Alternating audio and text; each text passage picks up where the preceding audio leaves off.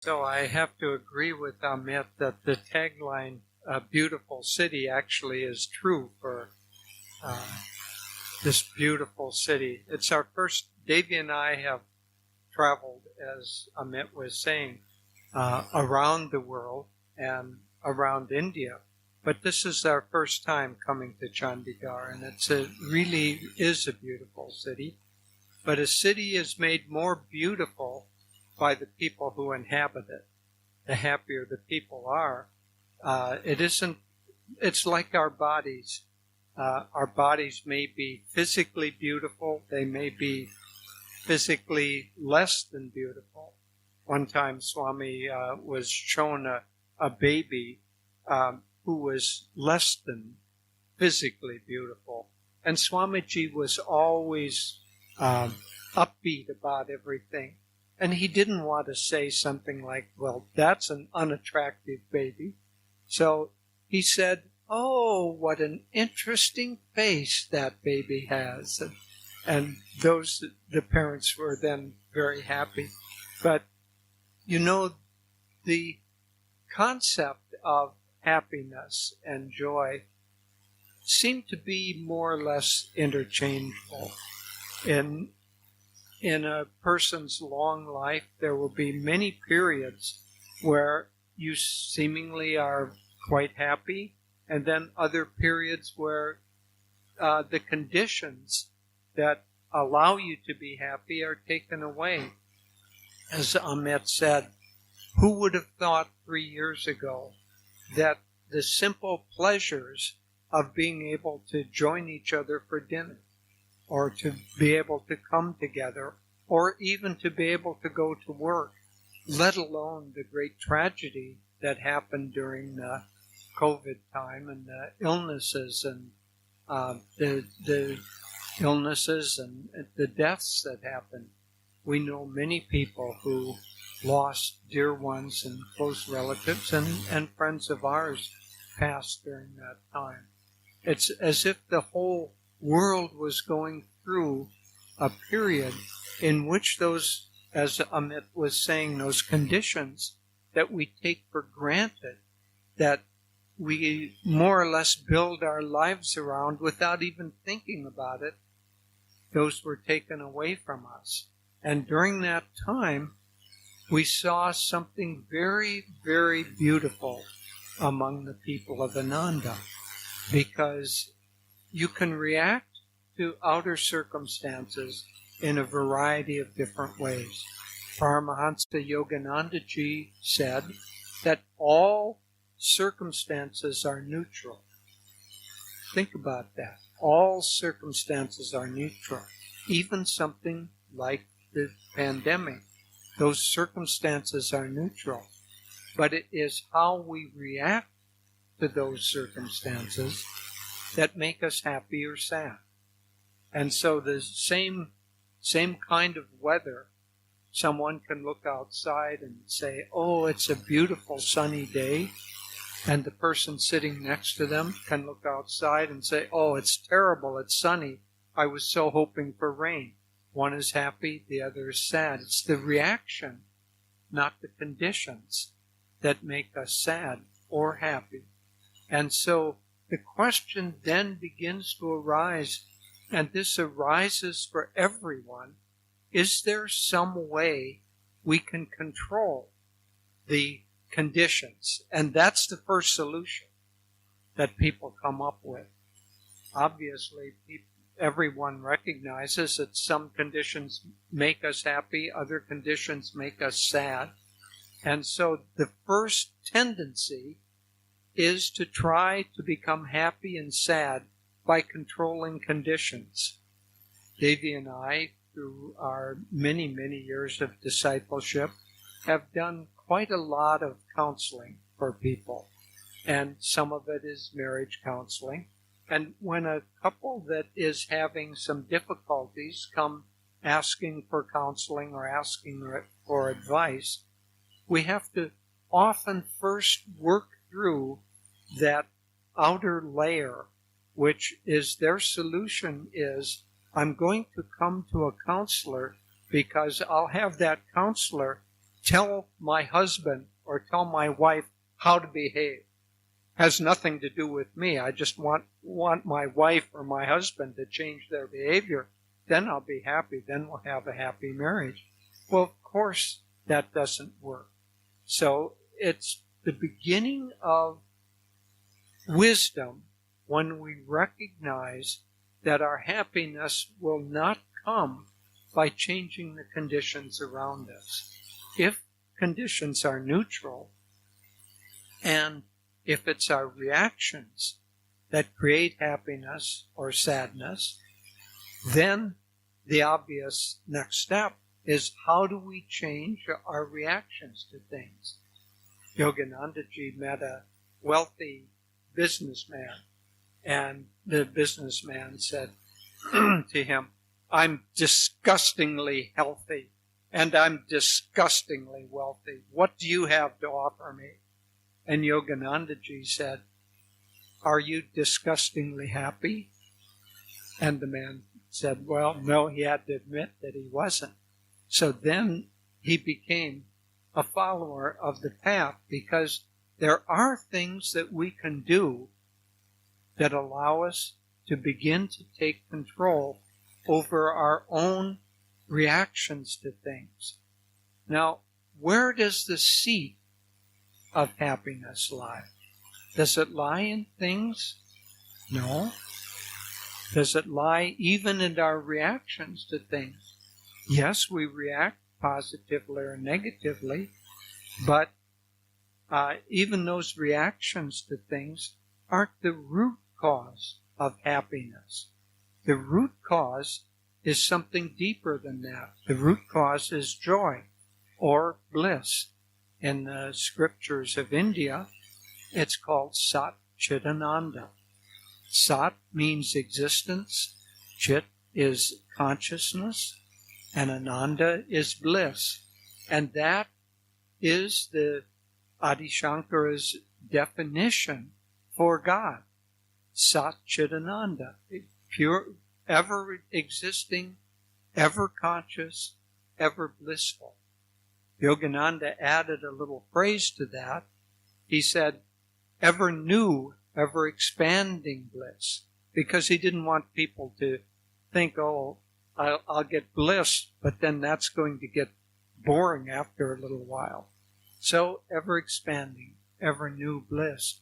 But if that's the definition of God, then by extension, that becomes that because we are created out of God's consciousness. And so if God is made of consciousness, existence, and bliss, then we also have that as the core of our being. So the core of who we are ever existing, ever conscious, and ever blissful.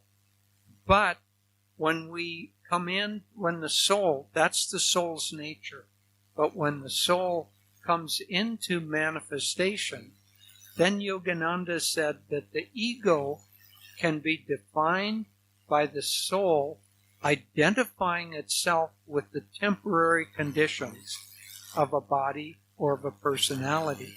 And so that everlasting, ever-expanding bliss now gets contained into a limited body and limited senses and a limited awareness that pertains to that body.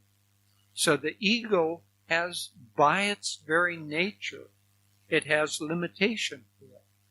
And the more we identify with ego, the more we identify with the senses and this body and this personality, the less we will have of the ability to reside in that pure bliss of our soul. And so, by kind of extension, the more we seek to find happiness outside of ourselves, the less likely we are to have permanent happiness or bliss. Because seeking anything outside of ourselves, yes, we will find happiness. Yoganandaji said that God created this world. He is the writer, the director, the actors, the scenery. He's everything. He said he would be a very poor director if he couldn't keep it entrancing. And so if seeking things, we found out very quickly that outward seeking never results in happiness, then the game would fall apart very quickly. We'd very quickly realize that that doesn't happen. But God allows us to experience happiness through things, through the fulfillment of desires, and He does it in an intermittent basis. I studied psychology. That was my major in college.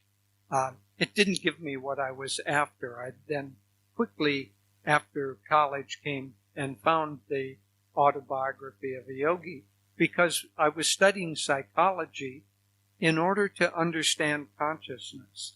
But psychology, at least at my university and of the day, was not really very interested on the expanse of consciousness.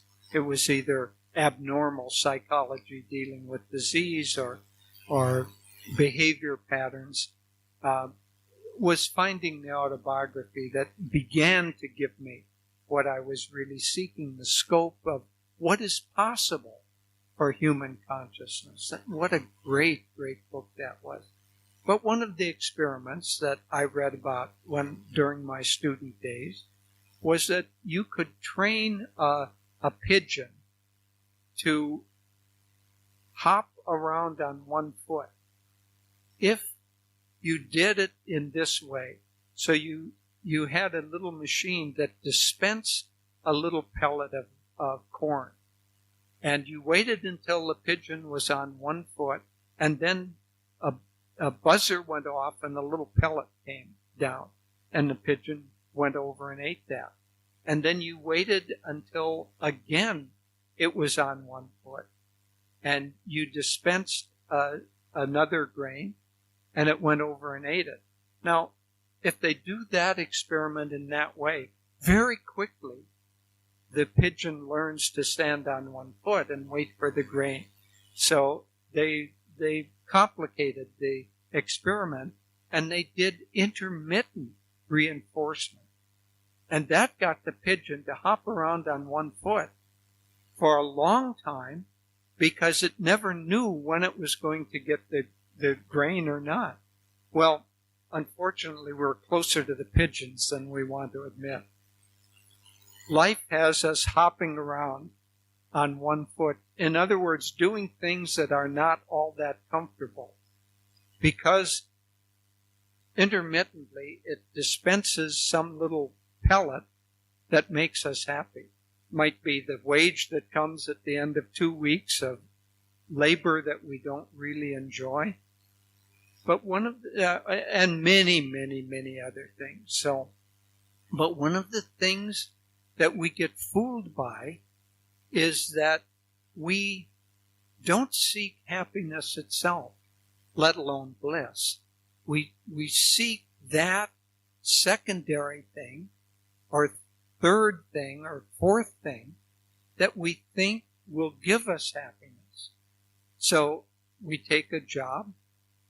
Do we enjoy the job in and of itself? Do we enjoy that?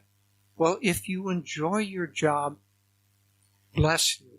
You're among not the majority of people.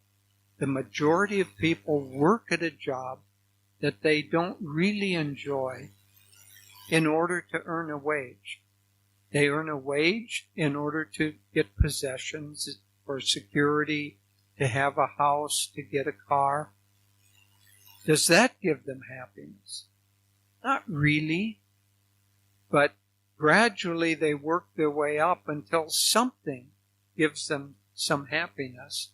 But by seeking, instead of happiness itself, you seek that which you think might give you happiness, or which will lead to what will give you happiness. You set up the conditions by which happiness always recedes in front of you. But bliss is different, because remember, bliss pertains to our soul.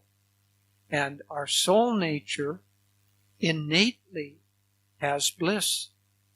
We don't need to produce it.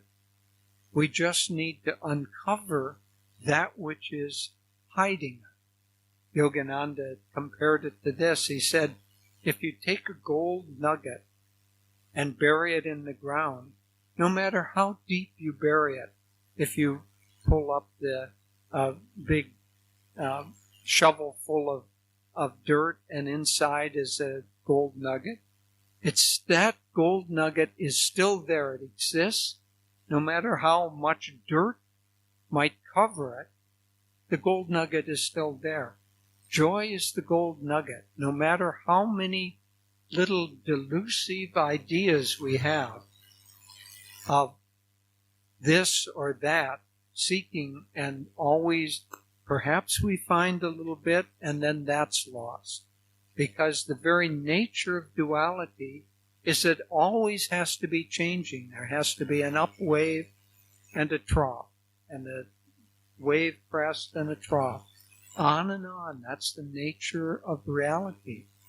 And so, of duality, not really reality. But within that is the gold nugget. And so, how do we get rid of the incrustations of dirt or matter that keep us from the nugget of joy that resides in our soul? Well, with a gold nugget, you have to take away the dirt. With the joy that already resides within us, you have to begin to take away the incrustations of delusion that cover that up. And how do you do that? Well, you don't do it by providing more and more stimulation, because the way the ego, the way the body is built, is with the senses are constantly stimulating us. And we seek that stimulation, but we seek it just the right way, or not too much, not too little, just the right amount. And we're constantly dialing the dials of the senses to try to get the conditions exactly right. But as long as we're caught in that pattern, we will never be permanently happy. We'll never find true joy, because it doesn't come. True joy does not come from outer conditions. It comes from something that is innate in our own selves. And so we begin to, when we finally realize that it has to be something that can't be found outwardly, that's when people come on the spiritual path. And Yogananda said that at the beginning, most of the time people seek knowledge through books. And if they're a little more serious, then they find a teacher. And maybe a series of teachers, until finally they find someone who has truly experienced the truth of their own being. That's a guru. And so they seek a guru. But at first people are questioning that. Yogananda questioning the process, because they're afraid that the little bit of happiness that they have, if they go to a spiritual path or a spiritual teacher, that will be plucked away. Ananda Ma said that the true nature of the soul, the true food for the mind, is joy. She said, but most people can't find joy directly, and so their mind is hungry, and so they seek it through this and that. She told her disciples, don't try to stop them from seeking it that way. They're starving. That's the only food they have. But let them seek in that way, but then help them to understand that the joy that they're seeking will be found in union with God. But at the beginning, people are a little leery of that process. The things that are working for me, those will be taken away. There was a famous actor, Yoganandaji, when he was in America, lived in Los Angeles and right in the district where Hollywood was. And so there were many actors and many film people that came to him. And there was a famous actor named Herb Jeffries, and he came to Yogananda, and he was quite a character. And he said to Yogananda, you know, I'm not sure about these religious things. My experience with religion is thou shalt not do this, and you must not do that, and you must do that, and you must not do that. He said, I'm not so interested in what I can't do. I'm interested in what I can do. And Yogananda, being a master psychologist, said, do you smoke? Well, I think Yogananda could smell the smoke on the fellow. Do you smoke? And the fellow said, yes, I do smoke, kind of. Yes, I do smoke. Yogananda said, you may continue. And then Yogananda, looking at the fellow, again, I don't think it was a great leap of intuition, said, do you drink alcohol? Yes, I drink alcohol. You may continue. The fellow was a little bit surprised here. And Yogananda said, do you enjoy the company of women? Well, yes, I enjoy the company of women. You may continue. Well, by this time, the fellow was quite shocked. And Yogananda said, but I have to warn you, if you follow my teachings, your desire for those things will fall away. Not that they're going to get plucked from you, but that the desire for them will begin to fall away. You see, as Anandamayi Ma said, we're starving to death, and we think that we're going to find some little happiness through smoking. Well, what an absurd... Nobody in this audience will really think that you're going to be happy by smoking. But maybe some in the audience still smoke. So we get caught in these patterns that even the patterns themselves become somewhat unfulfilling. But as we begin to find the joy that resides within our own nature, then those things that give false pleasure and the things that give such fleeting pleasure that even we know that they are not good for us, those begin automatically to fall away. So how do we find those conditions? How do we find that nugget in the ground? Well, the first thing, if you're a gold miner, you have to have some tools. You have to have a shovel. You have to have whatever the tools that gold miners have. And you begin working with that shovel. Well, if now we're talking about consciousness, and so you can't take a shovel and find your inner happiness. Shovel doesn't help. But there are tools that will help. The primary thing that is preventing us from connecting with the joy in our own self is the restlessness that has been created by the outward seeking all the time. And so if that's the cause of it, then the tools that we need to find the nugget of joy within are those things that begin to calm down the restless mind, the monkey mind, begin to disengage us from the senses and from the disturbances of the senses constantly. And that brings us to the practice of Kriya Yoga, ultimately.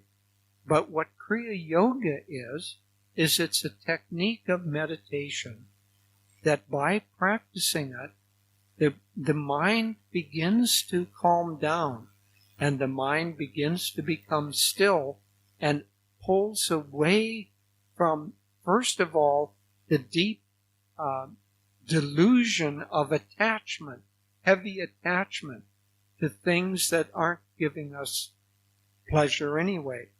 Pleasure, let alone joy. So if we calm down a little bit, we can automatically see that smoking cigarettes doesn't lead to my happiness. Maybe we become a little detached from it.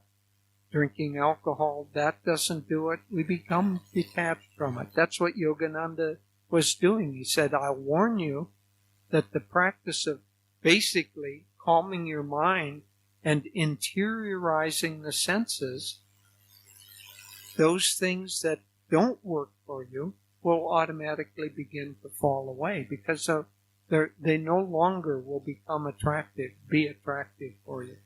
So how does this process work?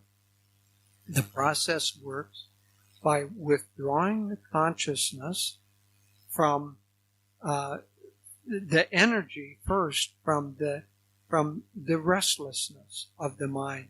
If you have a table that's got feathers on it and you have an overhead fan blowing, it doesn't do any good to go and chase the feathers that are blown onto the floor and put them back onto the table. What do you want to do? Well, the first thing to do is turn off the fan. And so meditation has the control of energy. Pranayama. Prana is energy, the life force. Yama is control.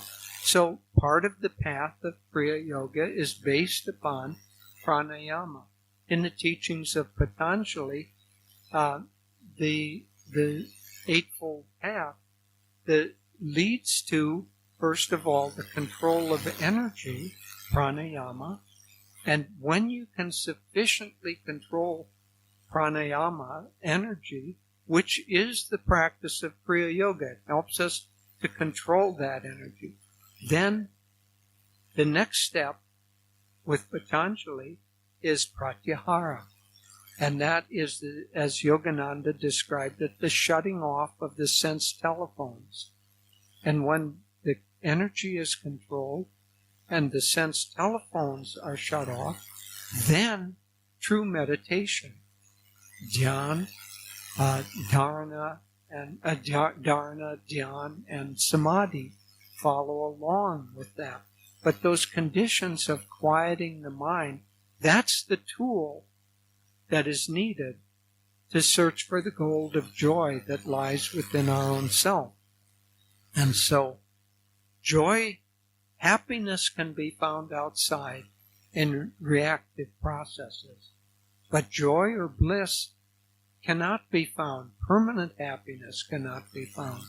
It can be found only within our own self, because that's who we come from, how we were made. And if we can raise the consciousness, then we can find those states.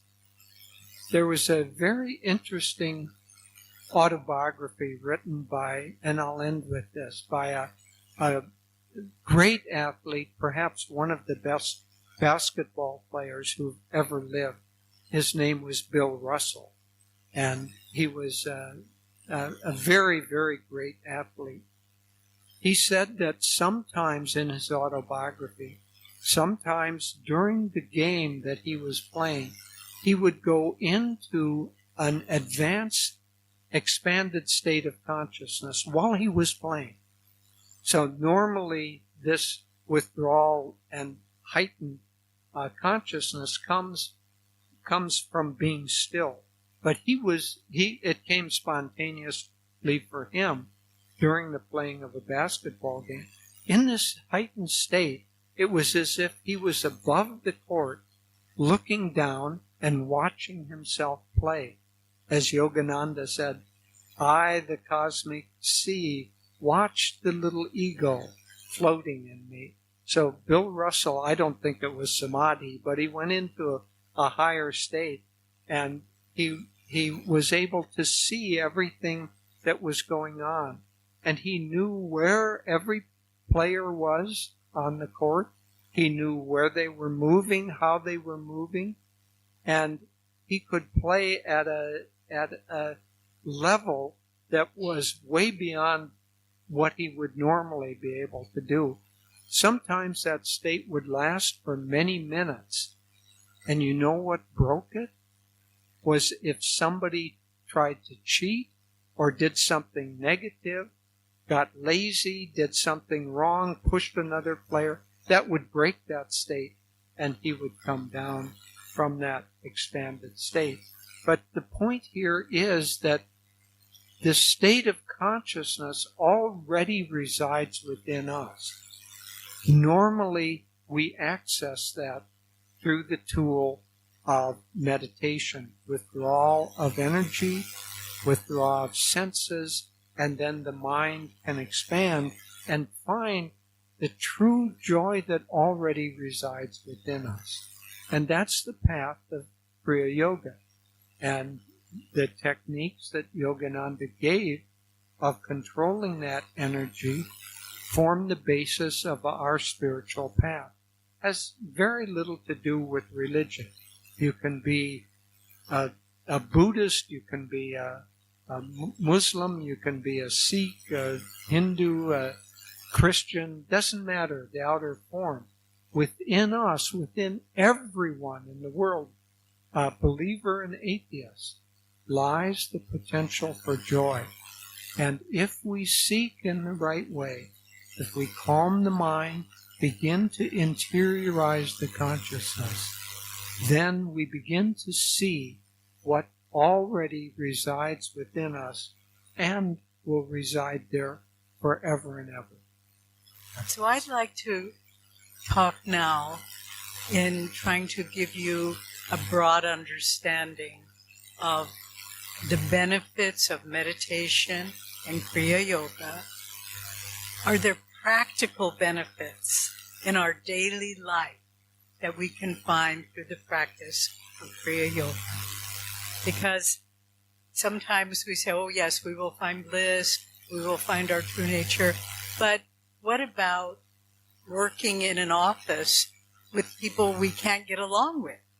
How does Kriya Yoga help us with that? Yes, it does. There's a beautiful statement. First, I'll ask a question of all of you. How many of you have read Autobiography of a Yogi by Paramahansa Yogananda? My goodness, it's almost everyone. If you haven't yet read it, enjoy it. Improve your life and read it. It's a life-changing book. I'll tell you one little story.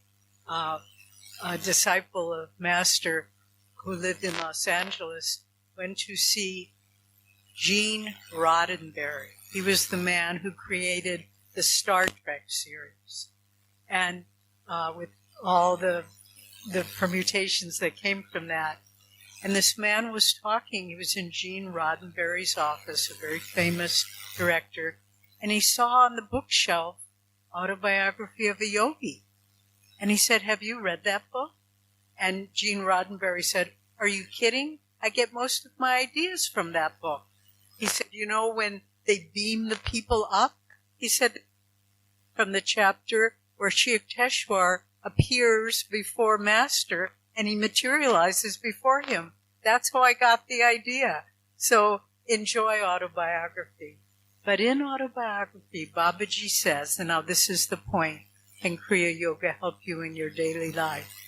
He says, few mortals, mortals, realize that the kingdom of God includes the kingdom of mundane fulfillment. It's not separate. You don't have to think, well, if I practice meditation, then my family won't be happy, I won't earn a living.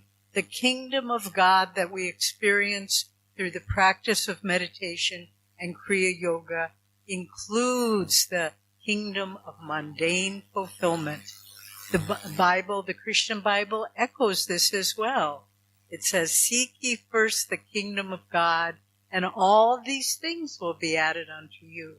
So we need to understand that when we take up spiritual practices, it doesn't mean we're leaving behind the kingdom of happiness, but we enhance it. And that's what I want to talk about. How does this work? First of all, as Jyotish was saying, the practice of meditation and Kriya Yoga, it's about learning how to take control of subtle energy that resides in all of us. It's learning. Did we lose the mic? It's learning how to channel that energy and bring it up to high. So, we okay? I'll just keep going and stay with me as best you can. So, what we're doing, we learn to feel, and there are preliminary techniques for those of you who aren't familiar with Yogananda's teachings, starting with physical exercises where we learn to tense and relax and feel the flow of energy. Yogananda stressed a great deal the importance of using our own willpower in everything in life. He said the greater the will, the greater the flow of energy. And meditation and Kriya Yoga, and I hope you all pursue these teachings, because it will, if you're 18 years old, if you're 80 years old, it will enhance your life. And so what we're doing with these techniques is learning first to be aware of subtle energy, and then to learn how to control it, and then finally how to, by your conscious use of willpower, to raise it and bring it to higher centers of awareness. And when we do this, we realize we take charge of our life. We're no longer a victim. Today it's a good day. Yesterday was a bad day. That doesn't matter.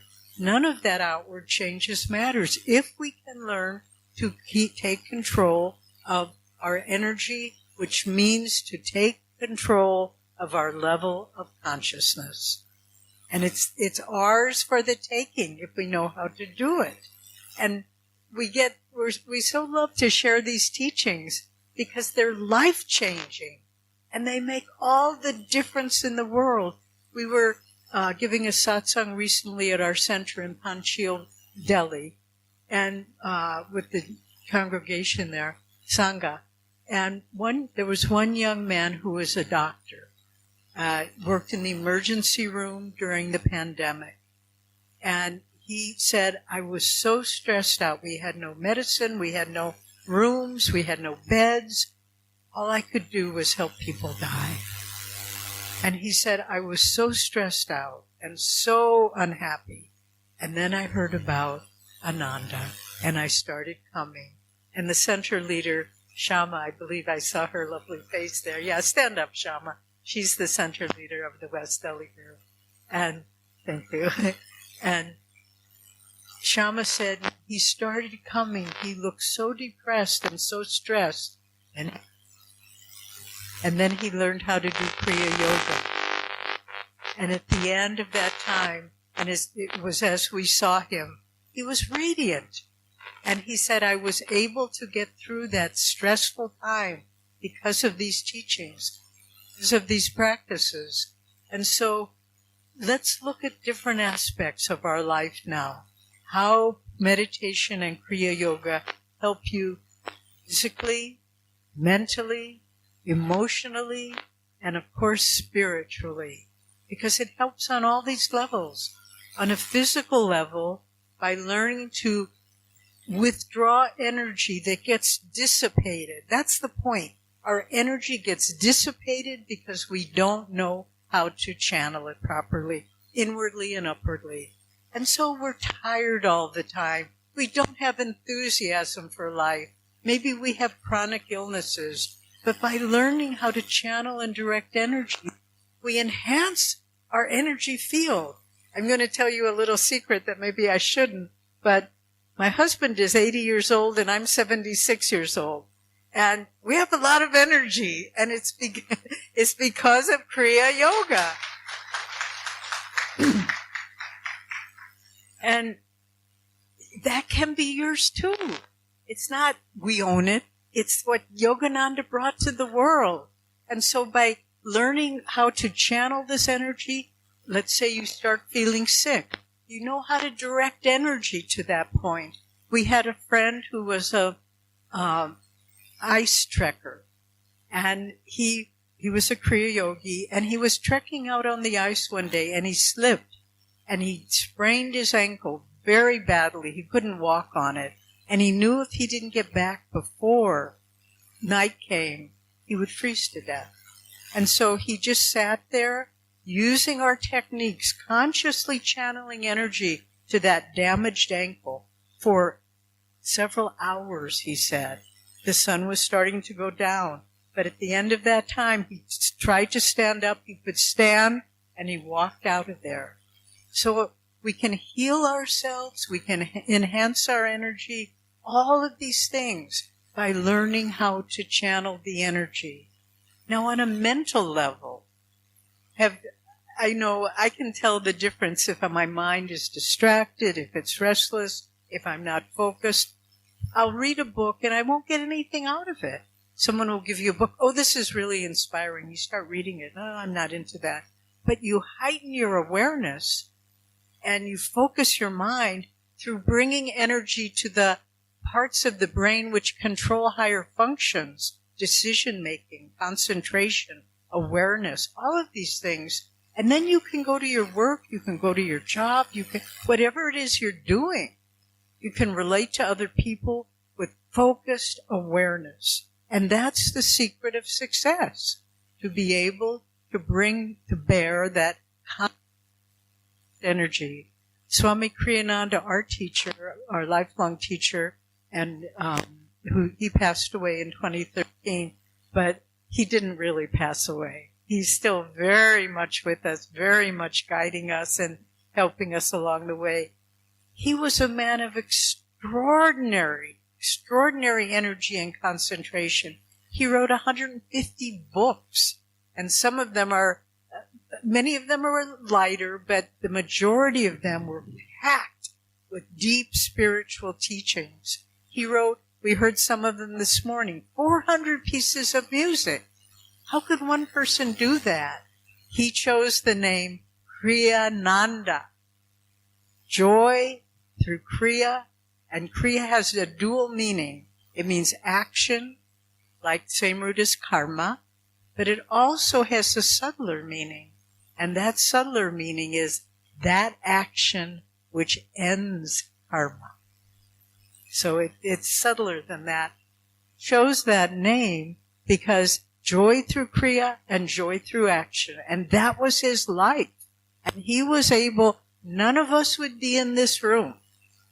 And there wouldn't be centers like this throughout India, throughout Europe, throughout America, if that man, Swami Kriyananda, had not been able to awaken the latent spiritual power within him and magnetize all of us. So our minds become clarified and magnetized through the practice.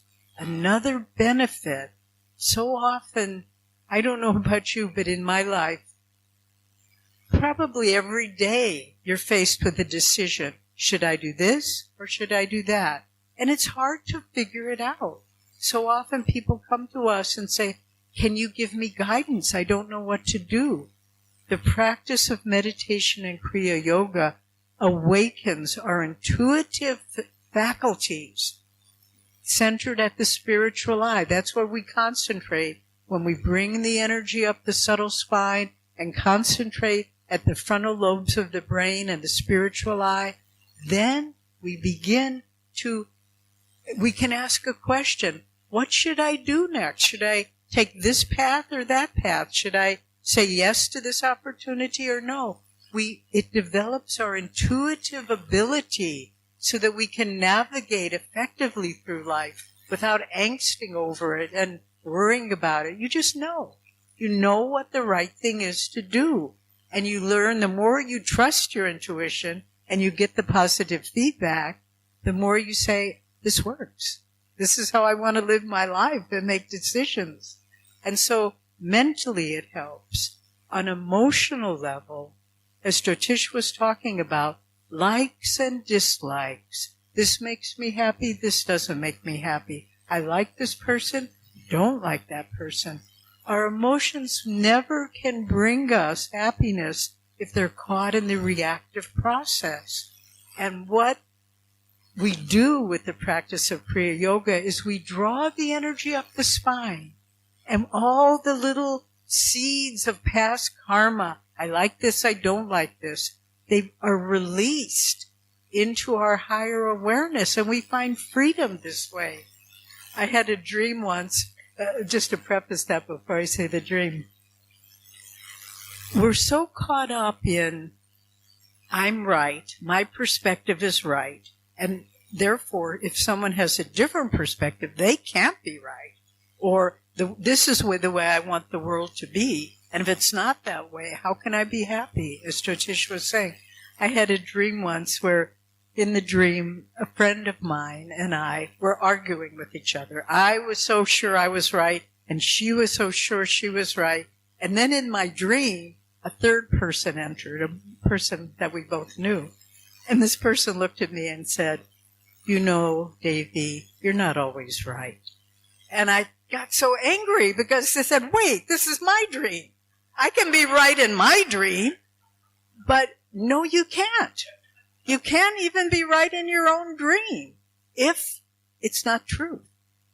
And so what the practice of Kriya Yoga helps you to do is to become objective emotionally, where if you've been pursuing a course of action and then you realize, no, I don't think that's right, you can pull back and you go not by feeling, not by emotion, but by higher objective reality. And that's why Jyotish was talking about Patanjali. The second aphorism in Patanjali's Yoga Sutras is Yogas Chitta Vritti Narod. Yoga is the neutralization of the waves of feeling. And that's what Kriya Yoga helps us to do. It helps us to neutralize so that we can live life, not bland, not flat, but with the sense of there is a greater reality and it's more important than my personal likes and dislikes. And that's what I want to tune into. And then finally, how does Kriya Yoga help us spiritually? Well, in autobiography, and here I want to refer to Autobiography of a Yogi, because there's one of the greatest chapters. Most of you have read the book, you know, Materializing a Palace in the Himalayas, where Lahiri Mahashaya, one of our line of gurus, is amazingly, I think about this a lot, an accountant in the British nearing bureaucracy, an enlightened, fully liberated soul, married with several children, and he gets his boss at his work said he was working in Danabar, I believe, and he gets instructions, no, you're supposed to go up to Raniket, and that's where you're being transferred. So he goes there, but he said my job wasn't very difficult, and so I had a lot of time to wander in the Himalayas. And one day he's wandering in the foothills of the Himalayas because he has heard that many saints live in this area. And then he hears someone calling his name from higher up in the mountain.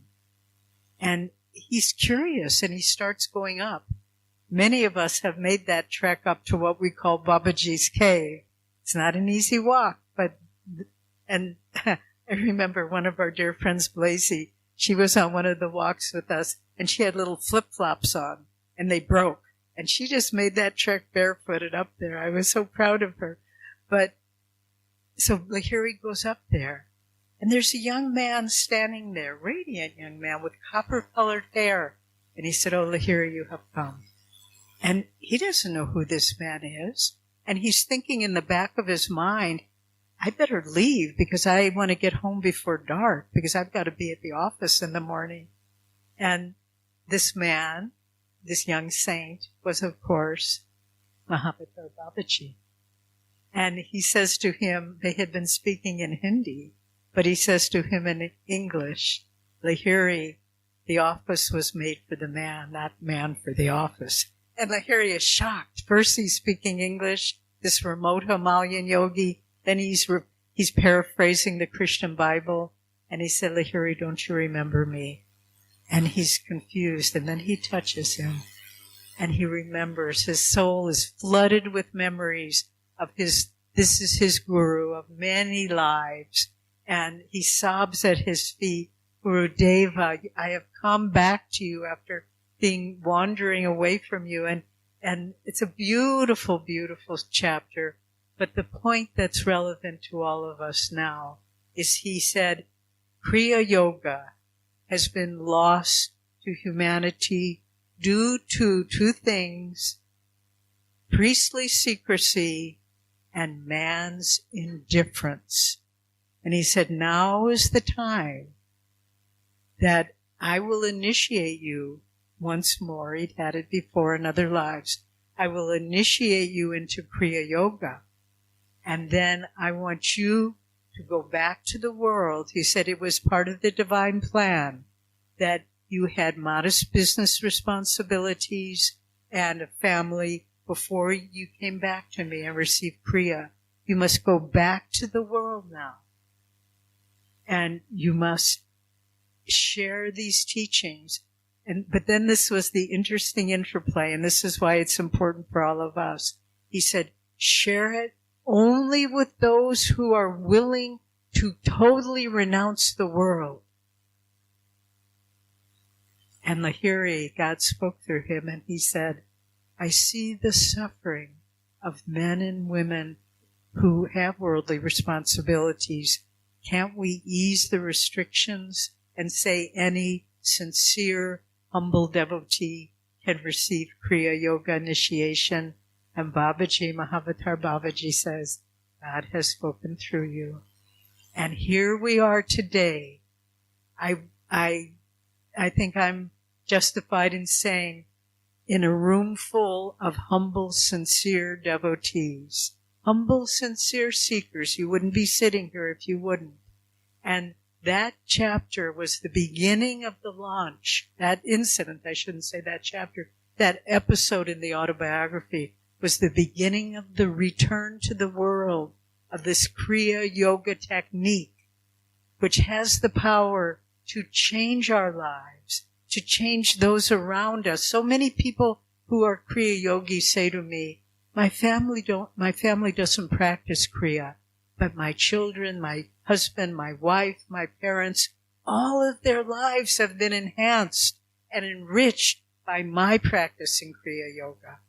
And so this great wave came, and it can change and amplify our life, enhance it on every level.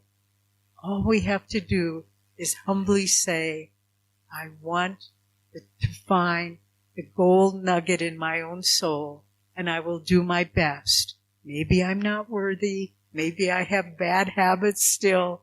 None of that matters. Kriya Yoga is for everyone.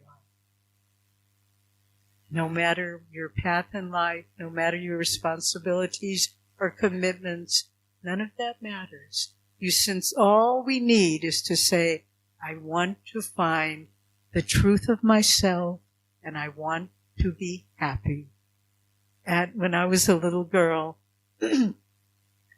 people would ask me, how people often ask children, what do you want to be when you grow up? You know, and you say a doctor or whatever, or mother.